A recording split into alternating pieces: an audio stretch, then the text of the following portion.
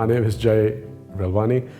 I'm a consultant trauma and orthopedic surgeon. I work at East Kent University Hospitals, which is where my NHS practice is based. It's mainly the William Harvey Hospital and the Kent and Canterbury hospitals.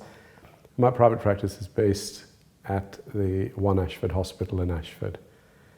I specialize in upper limb surgery, shoulders and elbows being my first love, but I also do some general orthopedics.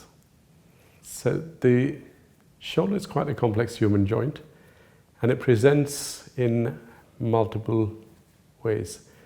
The four common presentations are younger patients coming to me with a wobbly shoulder.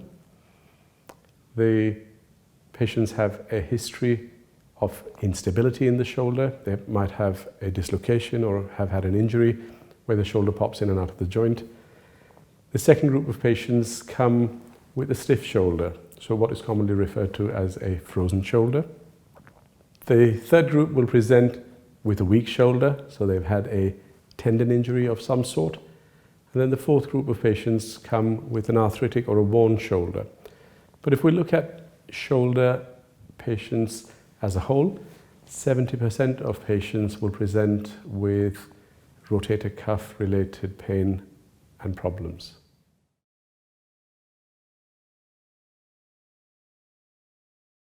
Patients will present predominantly with pain where the rotator cuff is affected. The pain is often described as a 7 or an 8 out of 10 on a pain scale of 10. It often wakes the patients up at night, and they will often describe a toothache-like discomfort in the outer arm. And although we say it's shoulder pain, more patients actually will present with arm pain and less with shoulder pain itself. And this is referred pain down the arm. The pain will go down to the level of the elbow, but rarely crosses the elbow when it's coming from the shoulder. The pain will often affect day-to-day activities, so they find they're hampered with things like putting objects into a shelf overhead, combing their hair, tucking a shirt in, pulling their trousers up, or for the ladies, inability to do their bra, because all those movements cause pain. There may or may not be a history of injury. More often than not, there isn't an injury preceding the presentation of these symptoms, because it is a condition that is affected by wear and tear from daily use in the shoulders. The tendon of the shoulder is a bit like fabric on a pair of trousers. And the longer you wear the trousers, the thinner that fabric gets at the knee. And eventually you sit on a chair one day and the fabric goes. The shoulder tendon is very similar. So you use the shoulder, you use the tendons, and they fray and they thin out over a period of time, and then they can present with a tear. So you don't need a history of an injury necessarily to have problems with the rotator cuff.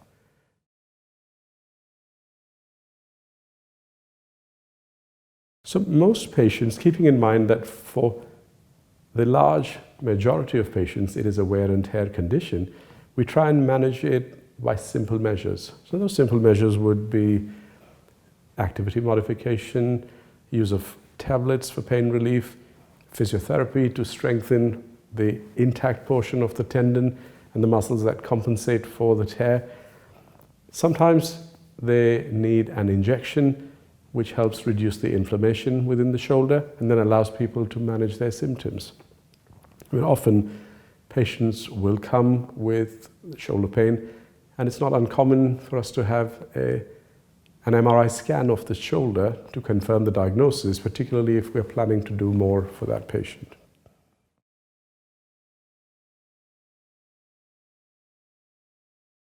So surgery usually for the average person is used as almost the last resort. It is when simple measures that we've discussed earlier have failed and the patient continues to have pain that is affecting their function and their quality of life, where they feel they cannot manage their symptoms. And in those situations, patients will be advised to have surgery. For most people who come with rotator cuff related pain, we try and manage them non-surgically and successfully for most part of the patient population. The small number of patients who do and find that they are not responding to conservative measures then proceed to having keyhole surgery, which is called an arthroscopic rotator cuff repair. And that usually has very good outcomes in over 90% of people.